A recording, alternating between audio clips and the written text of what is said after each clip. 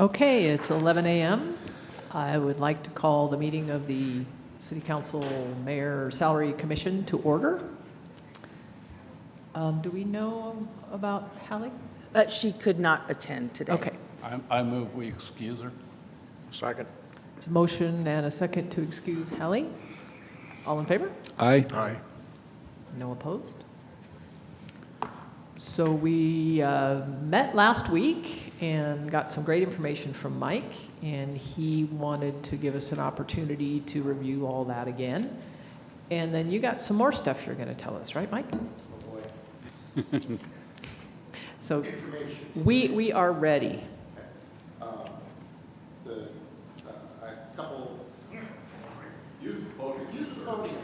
That's what I heard from somebody else. Yes, thank you very much, and thanks for joining us again on such short notice.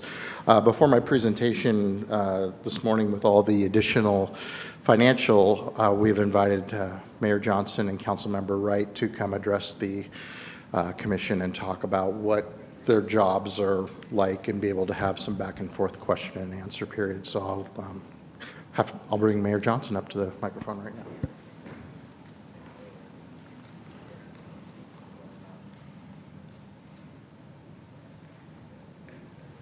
Well, since I was summoned here, just first of all, thank you very much for volunteering to do this. We really appreciate that.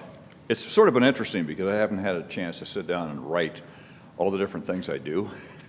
And it was sort of interesting when I started going through this and just thinking of the weekend and everything else. So I thought I'd just share some of the mayor duties. First of all, it is a part-time job, and I want to make sure that's very clear. At one time we had a council candidate who thought the mayor's job should be full-time. And maybe in a large city like Spokane or in Bellingham or places like that, but not in Pullman, not at this stage of the game. Someday it may be that way. But right now it's a part-time job.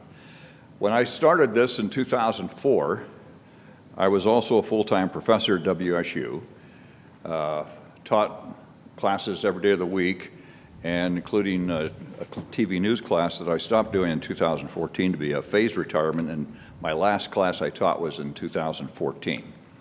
So I've not been up there on a daily basis, and I've had a chance to do a little bit even more for the city. But even during that time when I was working full-time with the university, I was able to do my duties here, and maybe there wasn't a lot of relaxing time at home, but we got it all done. So from a standpoint of a mayor's normal duties, you're here every day, you're the official signer. My job as mayor is 24/7. You're on call at all times. And it was good training. Of course, I've been a volunteer firefighter way back when I was in, latter part of high school. So I've always been on call. And then I had a chance to volunteer for TED as the public information officer for the police department. I was a reserve officer, and that was, again, volunteering. And I had a pager, and many times called out at 3 o'clock in the morning, Glenn, would you write a news release for us? And so fire department, I'm still the public information officer for the fire department for structural fires. So I wear a pager all times, and I have that pager 24/7. So if something goes off in the middle of the night, it seems like most fires are that way in the middle of the night, so I respond. Now that's not a mayor's duty, that's just additional volunteer work. So in this past week, we've done budget hearings, and we've also been meeting with different department heads before this time. Mike has done a really good job of prepping us.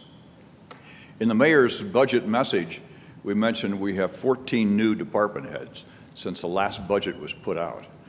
And that does not necessarily mean they're all giving up on us. No, they've retired, including one that's sitting there in the chair in this committee, and including another one who's retired up there too. So we're grateful for their service.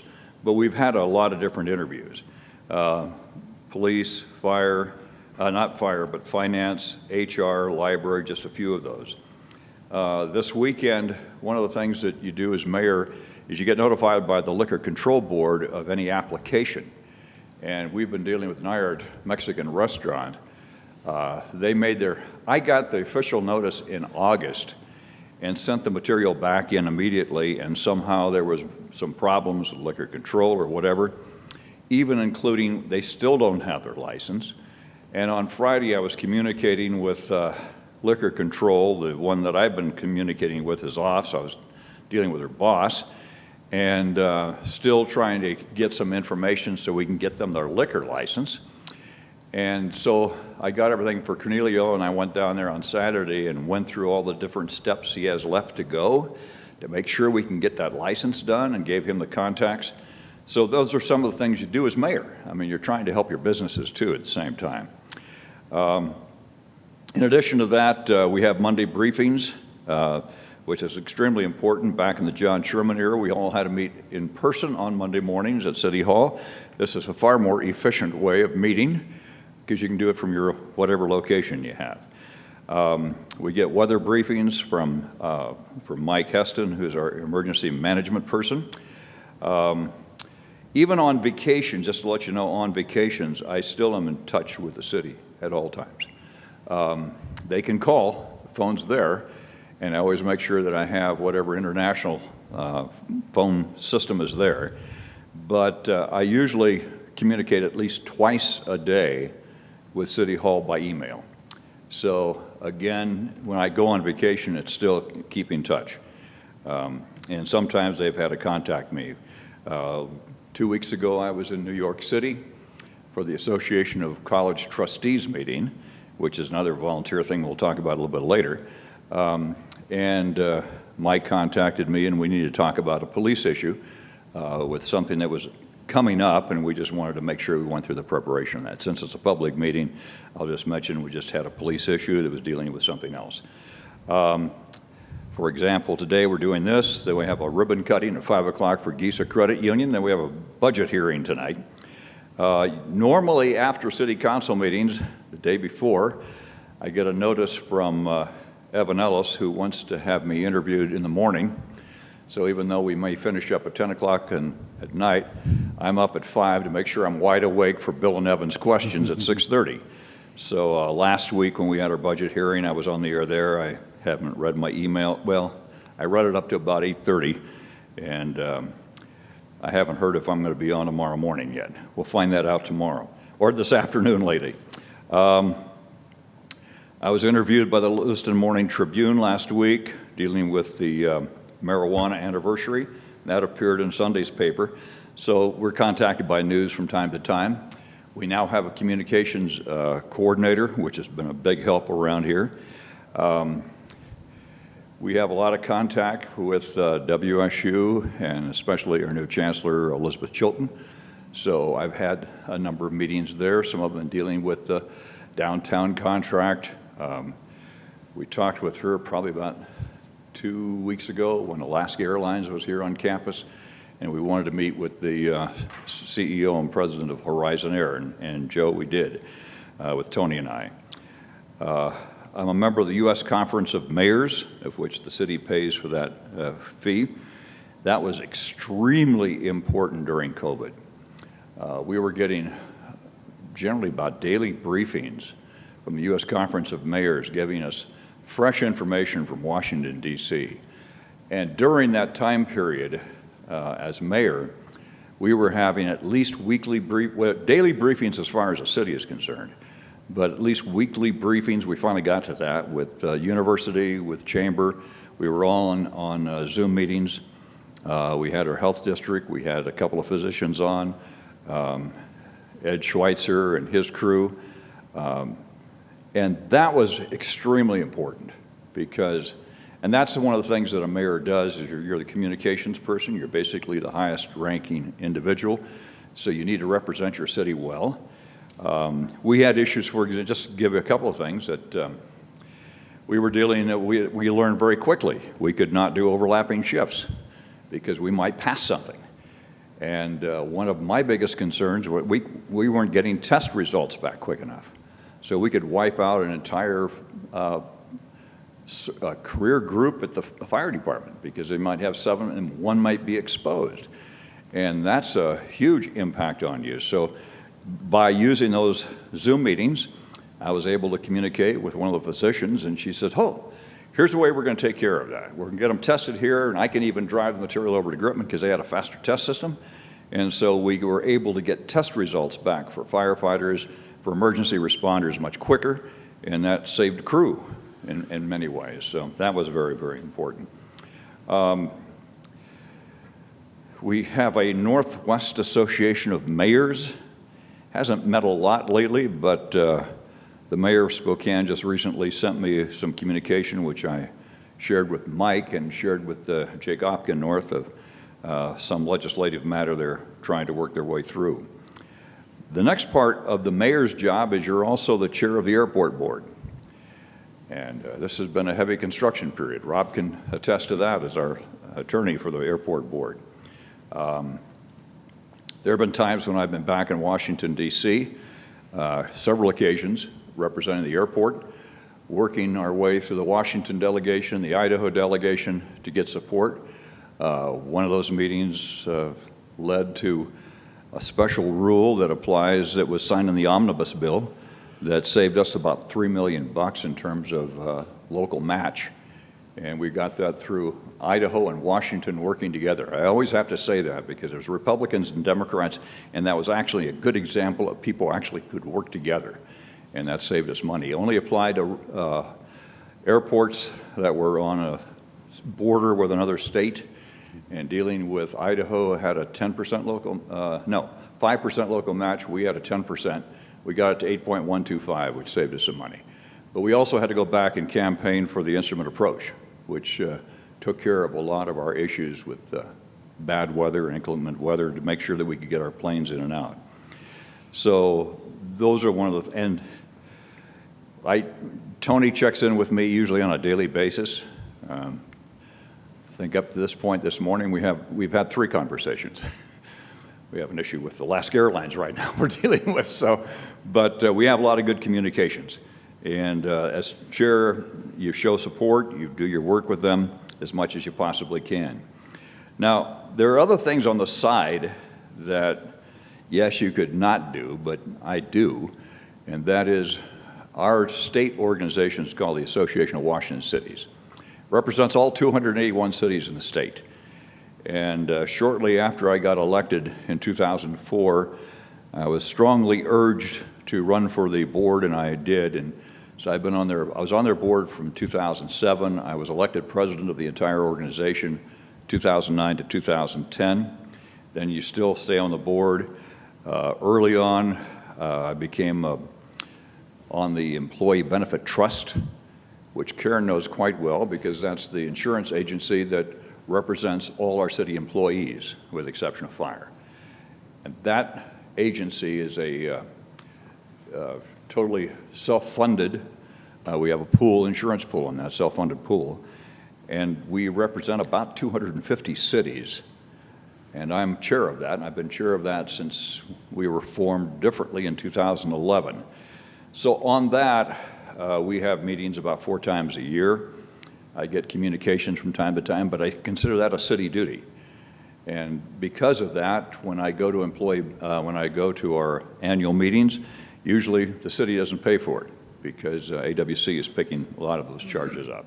Transportation there, I've served on their nominating committee year after year since I think about 2006. I'm currently serving on the Legislative Priorities Committee. So anything that we have we have as an issue here in the City of Pullman, I can also represent that statewide on AWC. And some issues dealing with law enforcement obviously are very high on our agenda for that. I've also was picked to serve on the CEO search committee for AWC. We hired a new CEO, and she is doing a wonderful job, and she came here within a couple of months after being named the CEO. Because I'm on AWC and the Employee Benefit Trust, they picked me to serve on the Department of Health's new work group for cardiac and stroke patients. And I thought that was going to be about every other month. That's every month, and sometimes 2 meetings as we go through and try to improve this cardiac and stroke response in the state of Washington. There's some good states out there, and so we're actually going through that. Also, I serve on the Transportation Improvement Board for the state. That, again, I didn't have to, but I do. We've gotten, matter of fact, our latest roundabout out there in Fairway and Terraview was partially paid for by TIB funds. Now, you can't advocate on behalf of your own city, but you represent your city, and we've had a number of TIB projects here in the state of Washington and for our city. I was also on the Municipal Research and Service Center Board, which is probably one of our best agencies to get good information. I just went off that in June. Now, one that you might say, well, this is really off the side. It's not quite city, but I see it a little bit. I was appointed by the governor to serve on the Community College of Spokane as a trustee. Just renewed here just recently, so I'm good through 2027. That is not tied to a city. With TIB, once I go off as mayor, I'm off. Same thing with Employee Benefit Trust and everything else. That you have to be a representative of the city before you can do that. But we have Spokane Falls Community College on the WSU campus. I was instrumental in working with the president at the time to try, after the rent kept getting higher at Gladish, they were trying to find another location, and worked with them and got them contacts and helped out in a number of phone calls where we could get them on the campus at WSU. It's worked out very well. As a matter of fact, they're actually now, they have access to labs so they can actually teach biological science in a lab, which really helps out from a community college standpoint. I'm currently chair of the board. We just were back in New York for the Association of College Trustees meeting. We have a search going on now for a new chancellor, so that's going to tie me up a little bit in the spring. But again, I see it's a very worthy thing for the city because it helps keep a community college here going. They also have a state agency called the Association of College Trustees out of Olympia, and they tapped me for being a legislative co-chair, so I served on their board. So I did that for a couple of years, and now I'm secretary of the board, so I also have that meeting. But again, it's representing us. And for example, yes, we have our outstanding 9th District legislators here, but this also gives me access to the Senate Majority Leader, Andy Billig, through Spokane, and had a chance to meet with him a couple of times. As a matter of fact, just about 2 or 3 weeks ago. So we keep Pullman in the forefront there. There's volunteer activities that a mayor is always asked to do, aside from all the requests that, can you give us money? That's an interesting part. That's where your salary goes a lot, is all answering some of those questions and making sure you, as the leader of the city, you make sure you're supporting your nonprofits. I serve on the Community Action Center board. I'm chair of that. I'm on the Chamber of Commerce Board of Directors. Both Pat and I are Legacy Board. They give us a new name tag. We're Legacy Board members. I don't know if that means for the rest of our day until what, but we're on that. Past president of the chamber before I ever became mayor. I've worked with the Hospital Foundation for, let me see, a couple of things, but the campaign for excellence that I did with, co-chaired with Wayne Druffel. I've emceed their athletic trainer, the 5th quarter rally, volunteer for the Palouse Corral, the Habitat for Humanity, Humane. I'm doing a number of different things, or as volunteer MC as opposed to just being the mayor doing that, but they always seem to have that title, the mayor goes on. I don't know if that helps you in terms of some of the things that we do. I'm more than prepared to answer any questions you may have, but there's a lot of things involved, and I like keeping myself busy, as you probably can figure that out. Glenn, I kind of knew that we would get into this, and first I want to say thank you. You're an incredible public servant, and I'm always humbled as I sit here saying, how could we possibly fairly compensate a mayor that does all of this? What I'm trying to figure out is, okay, how does this compare to other cities and, quite frankly, other less driven mayors, as far as comparable sized cities? There are some that are paid very poorly, and they actually have more duties. They're really small communities. where the mayor actually drives a snowplow. Right. Rosalia, the mayor had to do sewer sampling and take that up to Spokane. I can remember some of those, the small communities where you don't have enough people. I had a good friend who was a mayor of Dayton, and there were a lot of things that he had to do that I didn't, because we have a great city staff and we take care of that. But they weren't compensated for all the kind of duties they had to do. You see a change in Lewiston right now where you have a full-time mayor. I think at the suffering of the city manager. And be honest with you, the best way to operate a city is to have a full-time city administrator. I mean, there's no question about it. Because anybody can get elected. And you can have some people elected that have no management training whatsoever. Now, fortunately, I managed 2 radio stations in Sacramento, had to deal with payroll, had to deal with all the other things, and I did that before I came up here to teach. And that helped me tremendously when I taught courses in management, because I'm speaking from experience. So there are some people that have no management whatsoever. We've had some examples of that, where AWC had to come over to the ocean shores? Ocean, on the west side, shores? Yeah. Where a guy campaigned to say, hey, the city is horrible, I'm going to come in.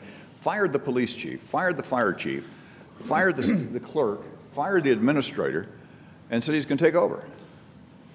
I mean, that's idiocy. We all know that. And they finally got things, maybe, 3 or 4 years later, they finally got things back in somewhat order. But imagine what the damage that's happened there.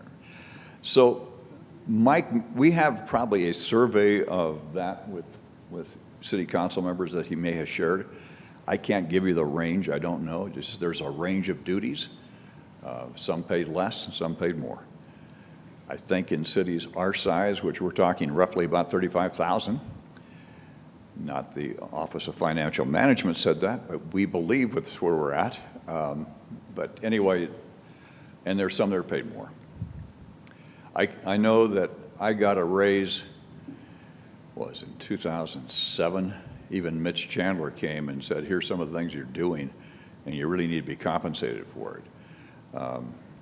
And there were things in our budget when we've had some really tight budget times. I bought chairs for people because we couldn't put it in our budget. And I said, fine, I've got this money, I'll just use it and we'll do that. And I've purchased other things on behalf of the city. But fortunately now we're in a better situation. That probably doesn't answer your question, Rob, because I know that you're an attorney. And I know you probably can grill me for some more, but I don't have the exact answer. I wasn't going to take over this conversation. Yeah, Glenn, Karen brought up something at our last meeting that I thought was kind of important. It's been her experience and my experience that mayors vary as far as their actual duty Oh, yeah. with the city in the past. And I was very thrilled to see you get compensated for what you do. My question is, I believe that you earn every cent that you're given in your current salary. But how do we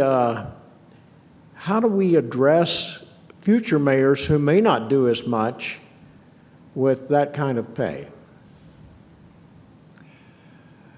Excellent question. I can tell that you've interviewed many suspects over the years.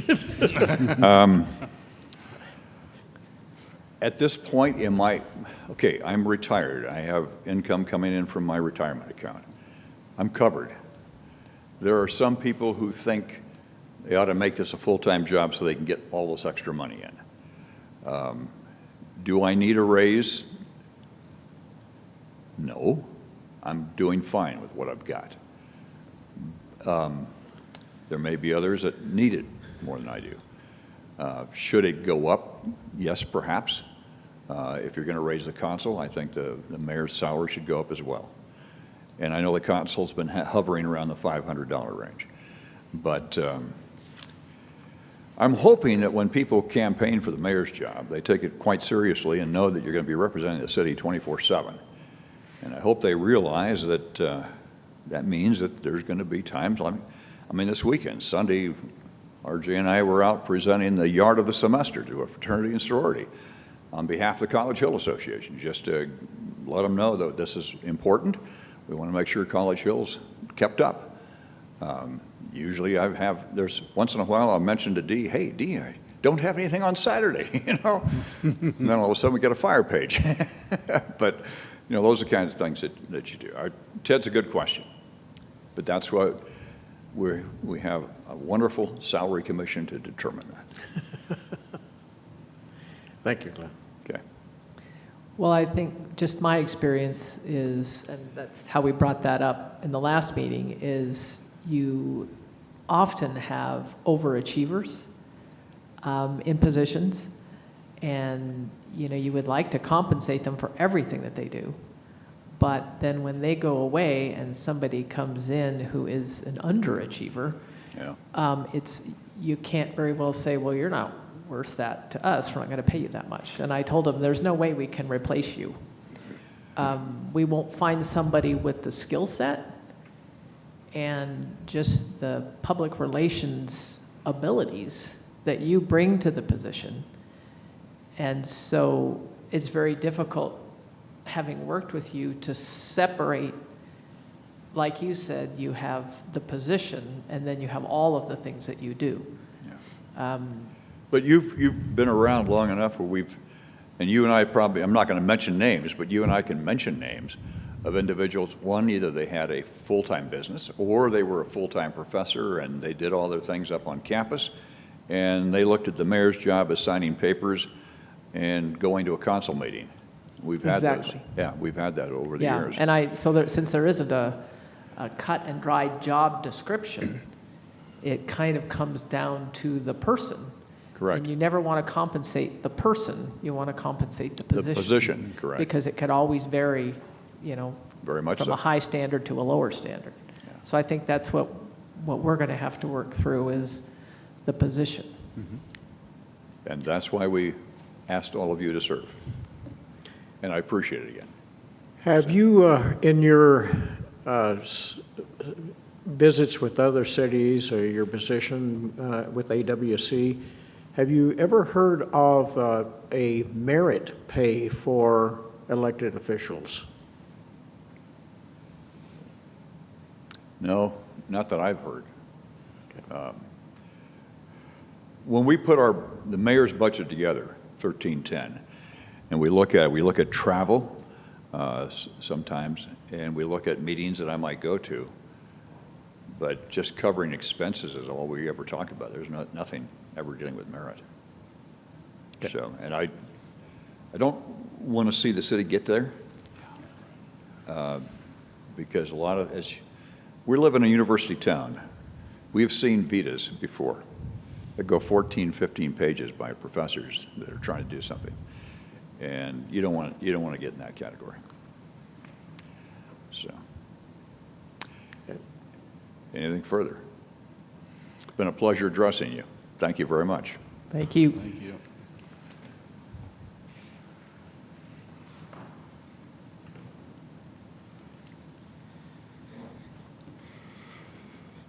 Thank you, Mayor. I spend many hours a week with anxiety over what's going to happen when you retire. So thanks for sharing with the commission on that as well. Also with us today is Councilmember Pat Wright to bring the view of the City Council and their role forward to you as well. So I'd like to have Pat come up now.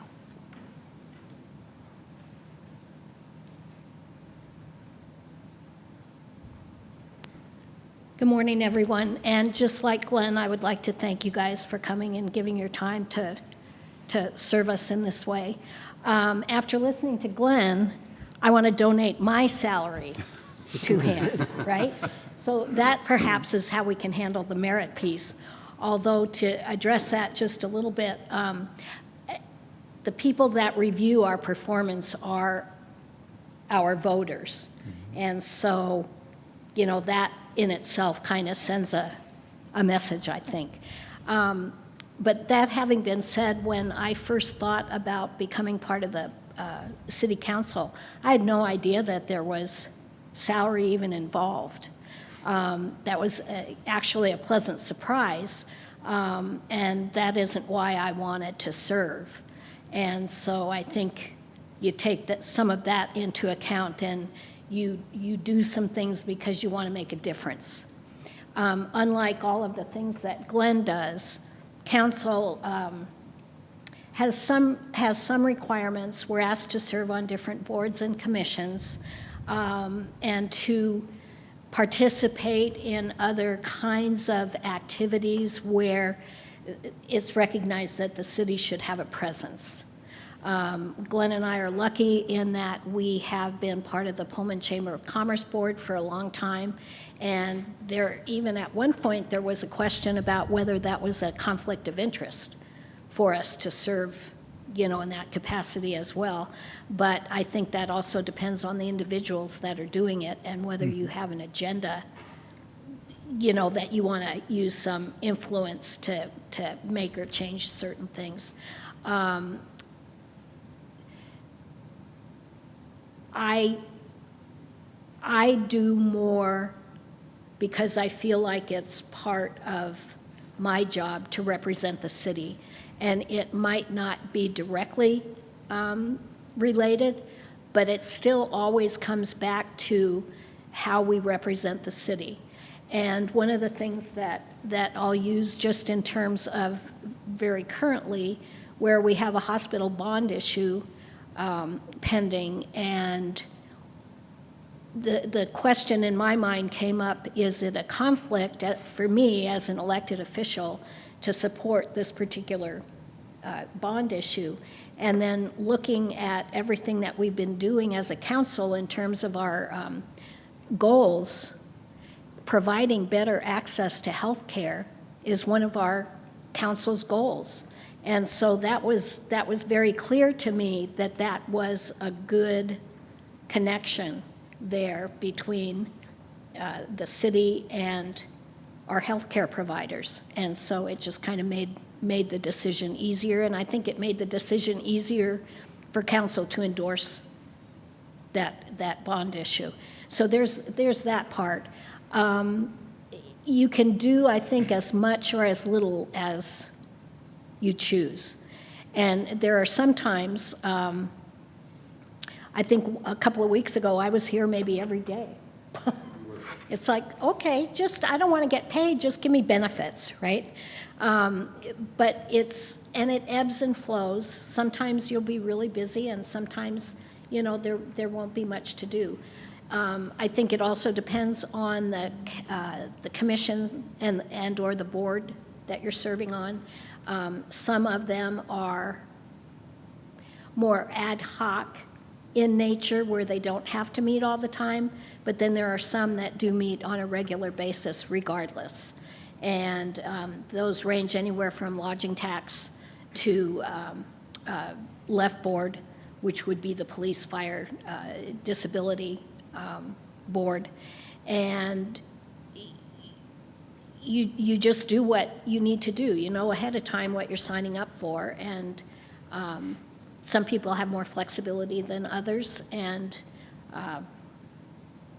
that's what you do.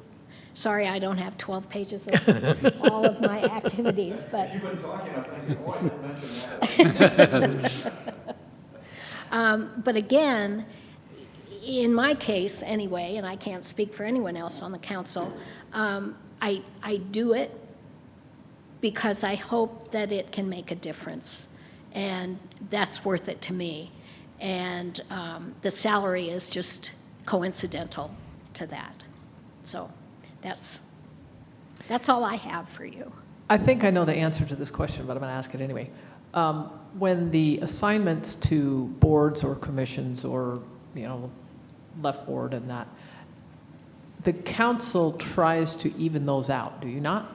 So that Pat Wright is not serving on 5 and the next council member has none. Correct. So it's try to spread it out so everybody has, maybe not equal, Yeah. but at least a representation on different. Yeah, Okay. correct. Pat, thanks for all you do, and I do see the other things that you do as well, and always think you represent me and my interests well in the community. So again, thank you.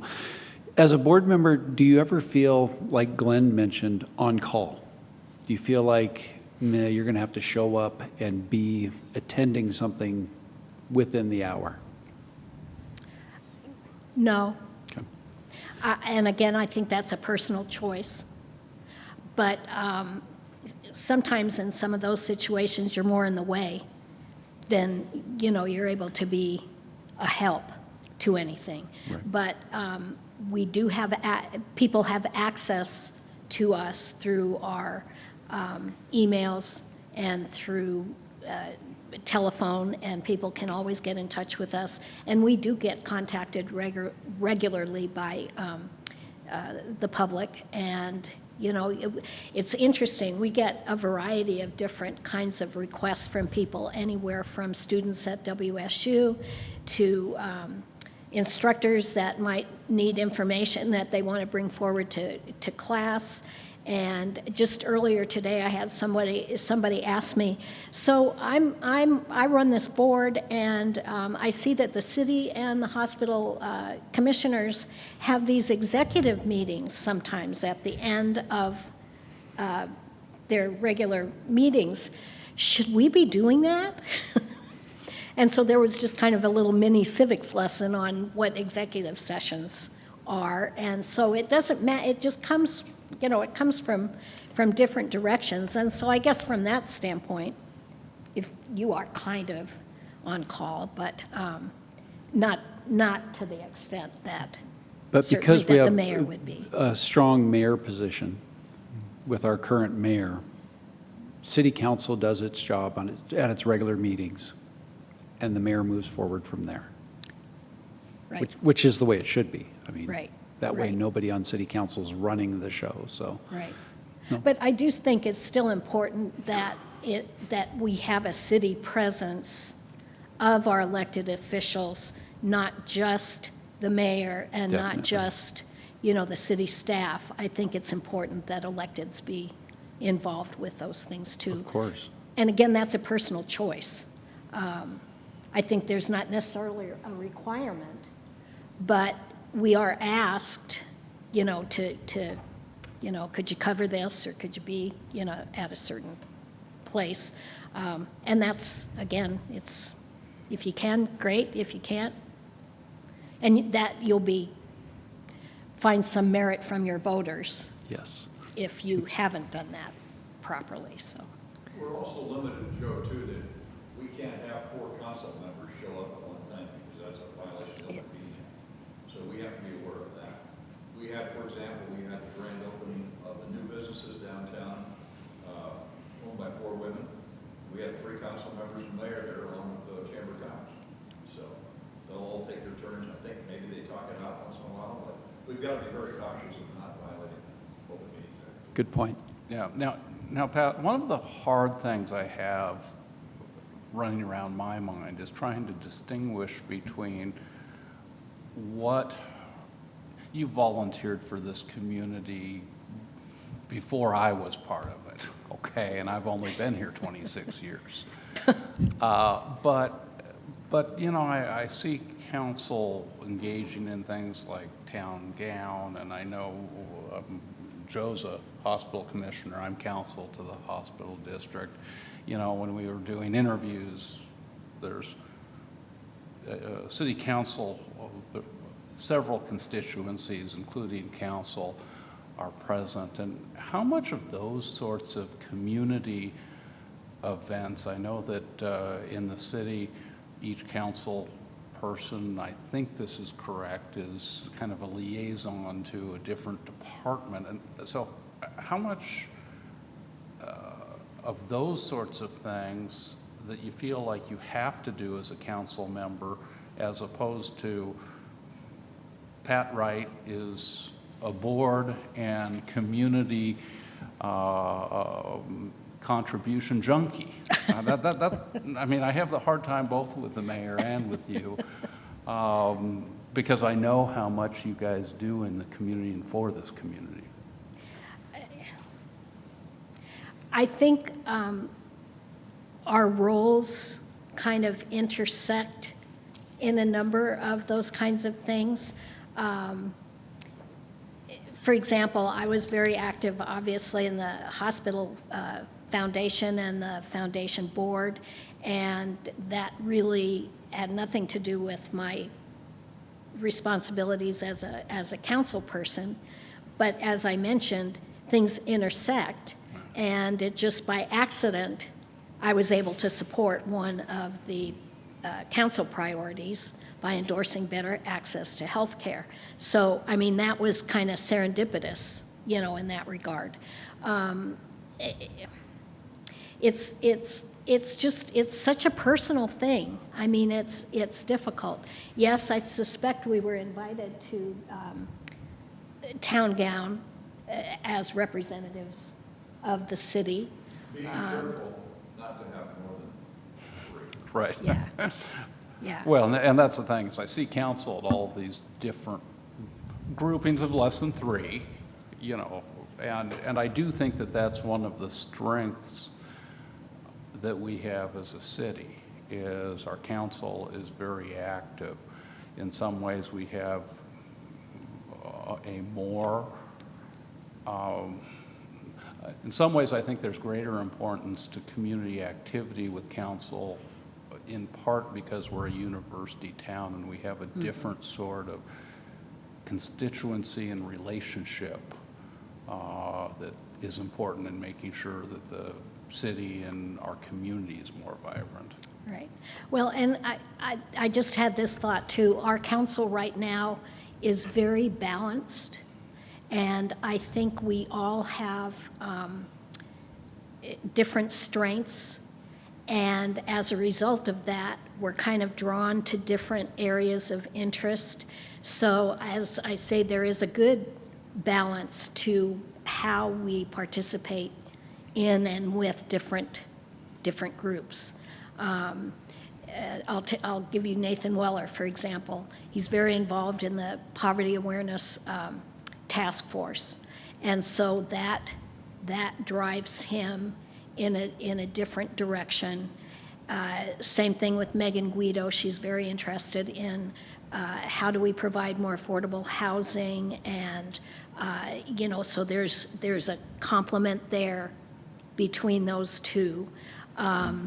Frances Benjamin and myself and Megan Guido, the 3 of us are serving on the strategic tourism marketing work group, and that was very purposeful in that the 3 of us, bring different strengths to that particular group, and we're able to represent the thoughts of the council without creating a quorum.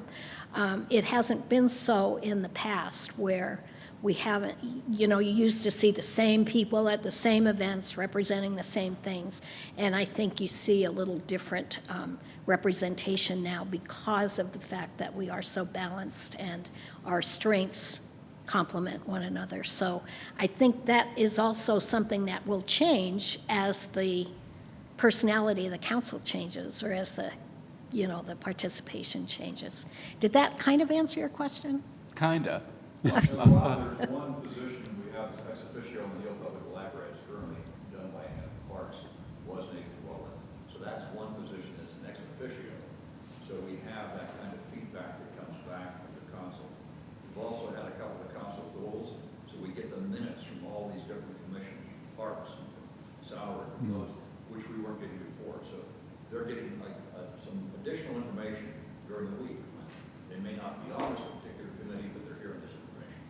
Right. Well, and the other thought I just had, because I just looked at RJ back there, council should not participate in planning commission activities, because you never know at which point you become, the decision maker for some of the things that are happening in that. So there would be very little participation in those kinds of activities. So it just really depends on the nature of the board. But we do try to have representation in as many of them as many as we can. And that's why there's, what, 6 or 7 that council participate in, of which usually each one of us has at least 2 that we work with. Glenn, if there was a situation where you, as the mayor, was out of town and had no contact, there is a mayor pro tem, is there not? And could they not do the official duties, like signing or whatever had to be signed, just as mayor pro? We have mayor pro tem and we have an alternate, so Okay. there's 2 backups. And on occasion, you heard Glenn's list of activities, but most of the time he is here. But oftentimes there has been, an occasion where a mayor pro tem has represented the mayor at different events and has conducted council meetings, and that just, happens to fall into those responsibilities. And those. I conducted a meeting when I was in the hospital. I got to say, I think I got out of the hospital when she conducted the meeting. And that's elected every year, is it not? Correct. Okay, And that was back in 2007. yeah, amongst the council members okay. Right, right. And that's not an appointment piece. I mean, we kind of self-appoint through that, so.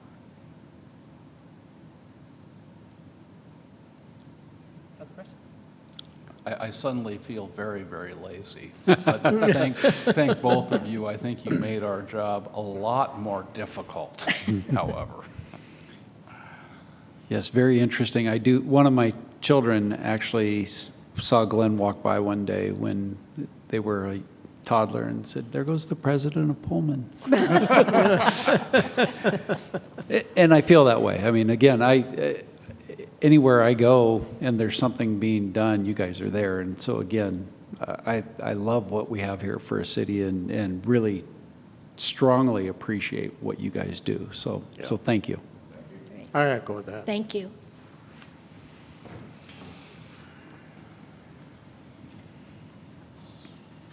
So if I may just pile on for a moment here as well, because there's some of my baggage, personal baggage coming out in what you've heard today, because I served on city council where I grew up. And the first thing that I can add to this is there were no more 5-minute trips to the grocery store to pick up a gallon of milk. No, you're a public figure, and my preteen daughter at that point was like, "I'm not going to the store with you, just bring me stuff back." So these folks are out in the community, they are known, they are stopped, they are discussed with, and so there's that piece that goes along with it. And knowing that about it, one of my, I guess, goals, for lack of a better term, is since the council is held accountable every election cycle, as well as the mayor, I've worked with the mayor to elevate wherever we can some of the decision making. There's more steering committees since I've been in than there was before. Megan Guido sits on the downtown project steering committee. As Councilmember Wright mentioned, they got a meeting in there at 1 o'clock today. They're meeting about every other week on that item too. So as things come across that is going to shape the future of this community, we certainly want to make sure that council is part of that with the mayor's approval. And to the point where, as the mayor mentioned, we've 14 new department managers since the last time we passed a budget. Every time we interview for a director position, we always make sure there's a council member as part of that final interview team. So as we're asking them to appoint people based on the mayor's recommendation, there is that involvement. So it's this consistent piece of being involved in making the soup if they're going to be held accountable every 4 years. So that's my personal little bit of baggage that I'm trying to elevate them a little bit more than maybe my predecessors did.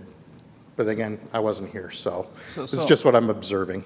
So Mike, I hate to put you on the spot, but having served on a council somewhere other than Pullman, Okay. It's not the sniper. We got to open the windows I thought it was first. God speaking to me. Right. How do you see serving on council in Pullman different than perhaps some other cities in Washington? Boy, I really want to tread lightly here. I said I didn't want to put you on the spot, then I did. No, that's fine. Of course.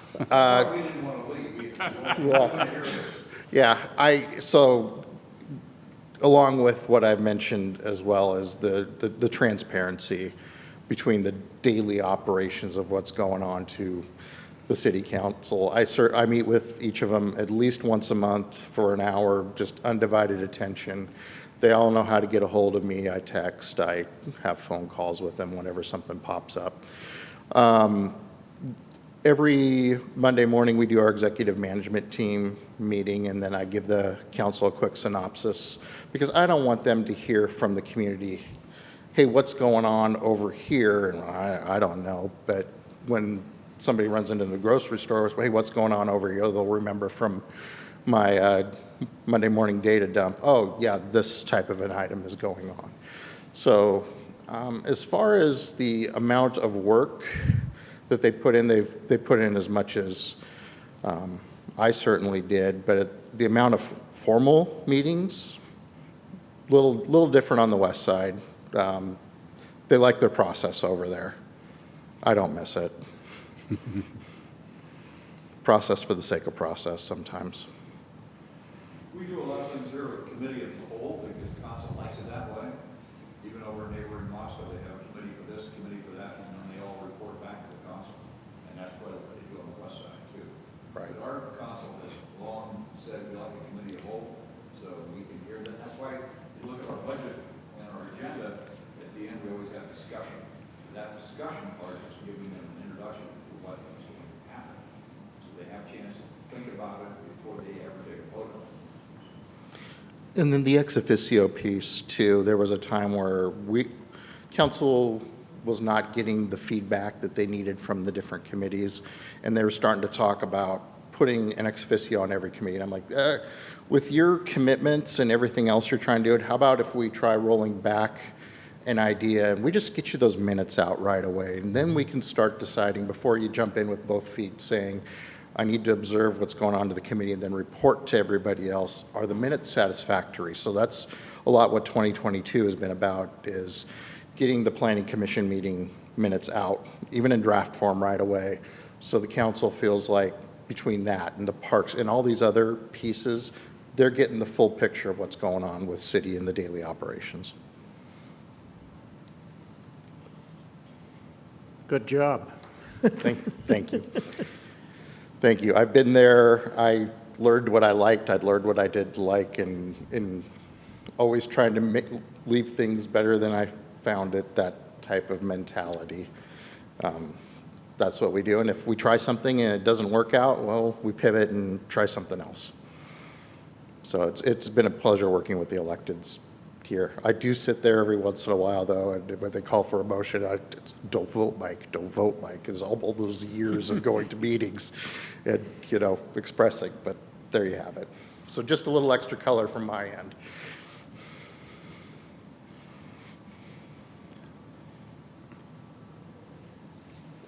So just wanted to, I know we're getting short on time here, but wanted to give the commission a quick update.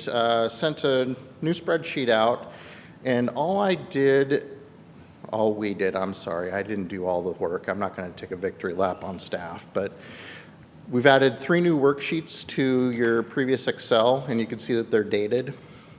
So the first one on the 11-7 piece is the Eastern Washington cities, and as we were asked, how often are these folks meeting? So I've added that column Q and the little salmon color up there. And as we were starting to count things up, it became clear that trying to come up with an apples to apples comparison was going to be a little more challenging. So we selected a 2-year period because a lot of these cities are on biennial budgets like we are. Some of these cities are still doing annual budgets, of course. So when you start talking about these biennial pieces, that's why we started at the beginning of the fourth quarter in 2020 and ran it to the end of the third quarter this year. So whatever overlap we would catch, it would be a little bit more definitive. And what we titled it was meeting days because we saw 2 cities that put agendas out for every, like even their executive session that was scheduled to be after the meeting, they put an agenda out for that. So I counted the committee of that and then the regular meeting, that's a meeting day. They just ran one meeting into another and had these pieces. Also included in here were retreats. Every community had one. We had one here in February, a Saturday event. So those were considered in. And then every so often they would advertise for a special meeting, like if council was all going to be at an event together, and that's something we do around here as well. We had the leadership meeting for the Palouse Basin Aquifer Committee last week. 2 weeks, thank you. And we know that there was going to be more than 3, and they all wanted to be there. So we advertised it so we would stay concurrent with the OPMA laws. So that's what you see here in this worksheet. The other worksheet, again, we just took those comparable cities, and so it was just stripping down that sheet to a couple more.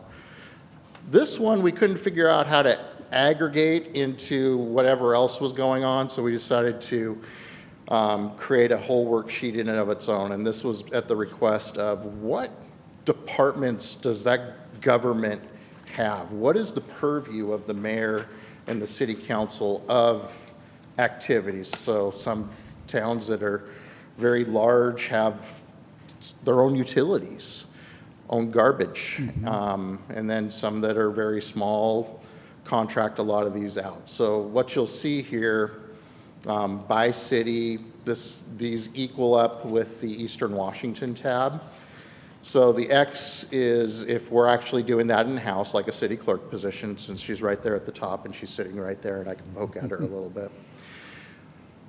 C is a contracted position where the council and the mayor do have purview over the contract, but the person performing the activities is an independent contractor. Best example for us is our legal, how that's outsourced, but it's a contract that still needs to be managed. And then the N is really kind of neither, not applicable, and a really good example of this, I believe, as we scroll down here, there's a electrical utility. Yeah, electrical power utility on row 6, and Richland does their own. So that's not something we do. And then another one you'll see that's very common is solid waste, garbage, recycling. That's provided by a private provider. We really don't have any purview over that as a contract that's regulated by the state. So this is kind of here's a grid. And the disposal company does respond to our code, and we have to pass code to the council. For example, the bins inside, they have to run that last. Sure. In addition to dealing with the state. Right. So there is still that close local control. And like with the Vista, there's some very minor control, but not like having a department or having a contract. So this was the other piece that the commission asked for. So that's included now on the tab called departments. Is there any concerns with the way that this was aggregated or displayed, or to kind of help the thought along? Good job again. Yeah. Oh, thank Yeah, you. certainly, Easy to follow. yeah, certainly helpful. It was kind of interesting to see what other services were provided. I broke it down and highlighted the groups that were our peers, not just Eastern Washington. So it was kind of fun as I went through and did all sorts of, oh, they do this compared to us, or we do that in comparison to them, so. Sure. I'd be happy to stay and discuss as long as you want today. Are all the cities, I believe, all have strong mayors? I'm going to back off to this Only one. one to confirm. Back in here.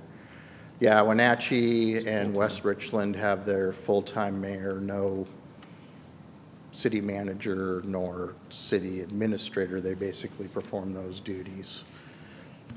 So that was part of the yellow part, was part of the original piece to them. So when we look at that. Yeah. So there's been a lot put on the commission here, a lot.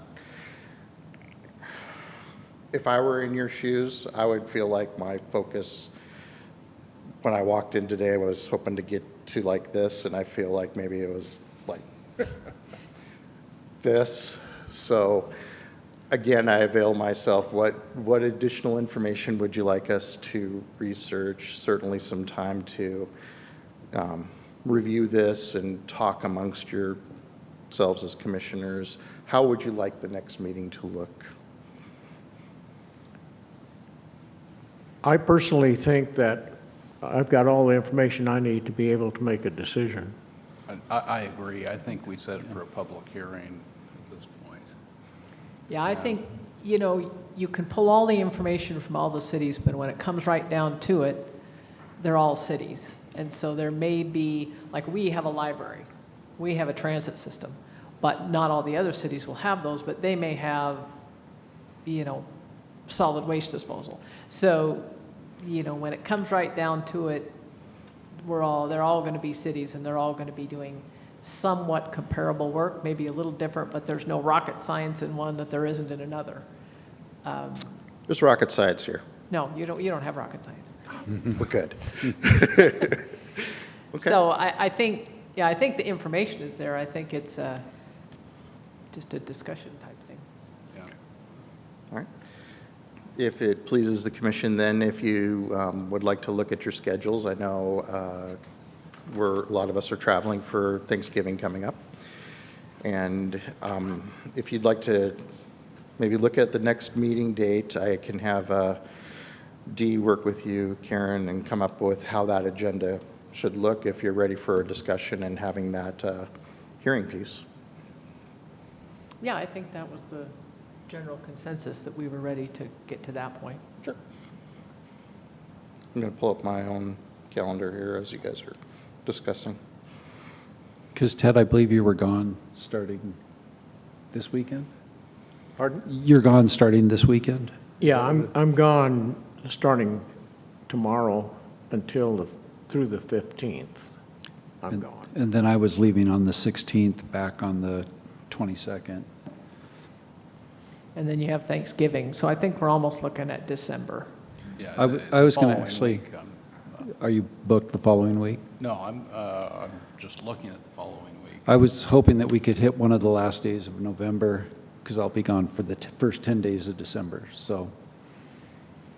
The 30th looks good for me. Yeah, that works for me. Yes, The 30th, you said? yes. If it's a morning meeting, it'll be fine. I have a 1 o'clock.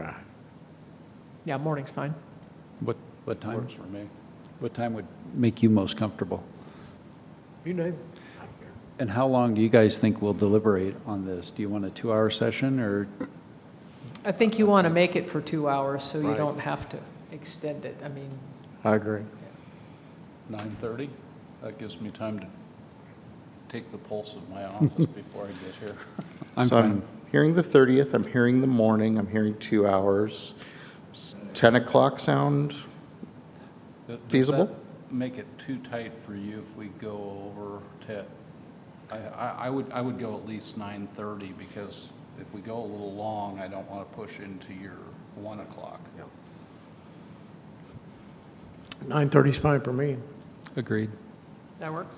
9:30? Excellent. Dee, you'll record that and properly publish, and then we'll check in with the group and make sure that we're getting a good agenda together, and if something pops in between now and then, please don't hesitate to reach out. I can put some of the extra items in there and distribute that to the group. If there's a thing that strikes you at 2 in the morning, please hold off till 6:30 to call me, but we can make it work from there.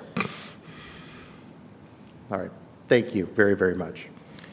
Thank you, Mayor, and Is there a motion to adjourn? Right. Excuse me, Madam Chair.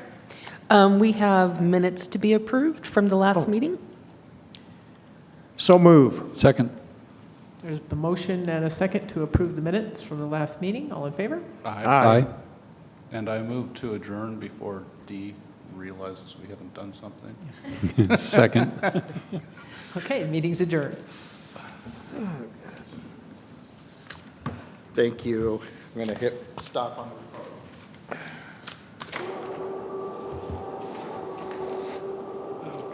Yeah, that's good. Good information.